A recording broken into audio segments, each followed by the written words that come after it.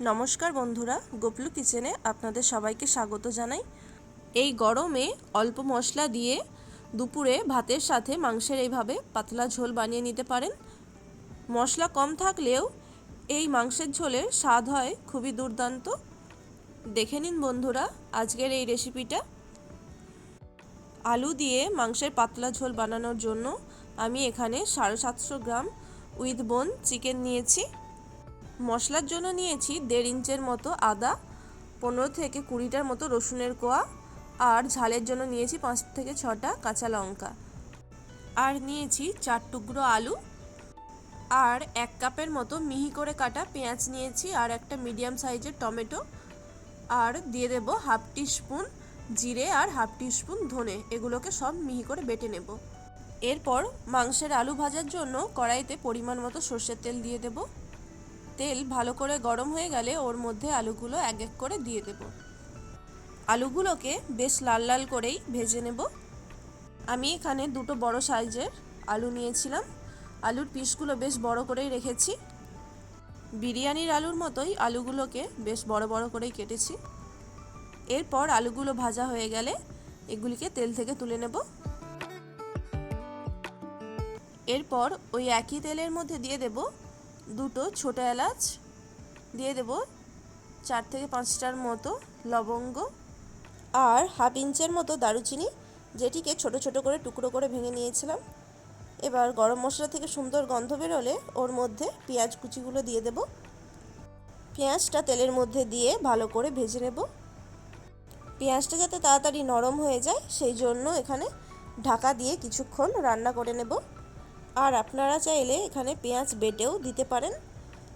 ঢাকা খুলে নিয়ে পেঁয়াজটা একটু নাড়াচাড়া করে নেব। পেঁয়াজগুলো এভাবে মিহি করে কাটলে মাংসের মধ্যে খুবই তাড়াতাড়ি মিশে যাবে।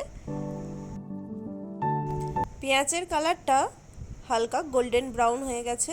এবার ওর মধ্যে রসুন বাটা দিয়ে দেব। রসুনটাও পেঁয়াজের সাথে ভালো করে ভেজে নিতে হবে, রসুনের কাঁচা গন্ধটা যতক্ষণ না চলে যায়। এখানে আমি সমস্ত মশলাই আলাদা আলাদা করে বেটে মাংসের মধ্যে দেব। আপনারা চাইলে একসাথে সব মশলা বেটে নিয়ে মশলাটা কষিয়ে নিতে পারেন। এরপর রসুনটা ভাজা হয়ে গেলে ওর মধ্যে আদা আর কাঁচা লঙ্কা বাটা দিয়ে দেব। আমি এখানে 5টার মতোই কাঁচা লঙ্কা দিয়েছি, কারণ লঙ্কাগুলো খুবই ঝাল ছিল, সেই জন্য বেশি লঙ্কা দিইনি। আমি এখানে সম্পূর্ণ ঝালের জন্য কাঁচা লঙ্কা ব্যবহার করেছি। এরপর আদা আর কাঁচা লঙ্কা ভাজা হয়ে গেলে ওর মধ্যে টমেটো কুচি দিয়ে দেব। টমেটোটা দিয়ে মশলাটার সাথে ভালো করে নাড়াচাড়া করে নেব। টমেটোটা যাতে তাড়াতাড়ি নরম হয়ে যায় সেই জন্য কিছুক্ষণ ঢাকা দিয়ে রাখব। এরপর ঢাকা খুলে নিয়ে আবারও একটু নাড়াচাড়া করে নেব। টমেটোটা ভালোই নরম হয়ে গেছে।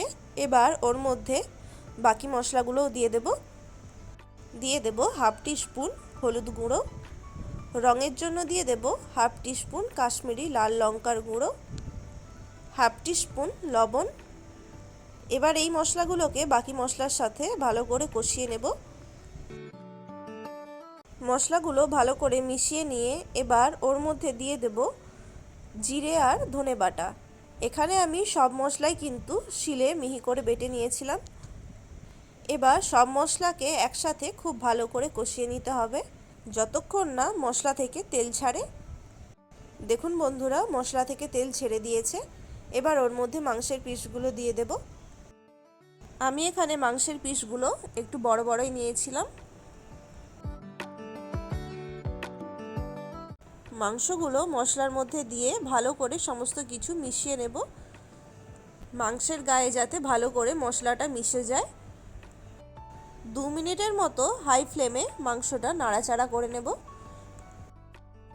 দেখতেই পাচ্ছেন বন্ধুরা, কিছুক্ষণ মাংসটা নাড়াচাড়া করার পর মশলাটা খুব ভালো মতো মাংসের গায়ে লেগে গেছে। এবার ঢাকা দিয়ে লো টু মিডিয়াম ফ্লেমে কিছুক্ষণ কষিয়ে নেব। ঢাকা দেওয়ার পর মাংস থেকে এভাবে জল বেরোতে শুরু করবে। ওই জলেই মাংসটা ভালো করে কষিয়ে নিতে হবে, আর জলটা যেন ভালো মতো শুকিয়ে যায়। গ্যাসের ফ্লেমটা লো টু মিডিয়ামে রেখে কয়েকবার এভাবে ঢাকা দিয়ে মাংসটা কষিয়ে নেব যতক্ষণ না মাংস থেকেও তেল ছাড়ে। প্রায় 25 থেকে 30 মিনিটের মতো মাংসটা আমি কষিয়ে নিয়েছি। দেখতেই পাচ্ছেন বন্ধুরা, মাংস থেকে তেল ছেড়ে দিয়েছে। এবার একটু নাড়াচাড়া করে নিচ্ছি।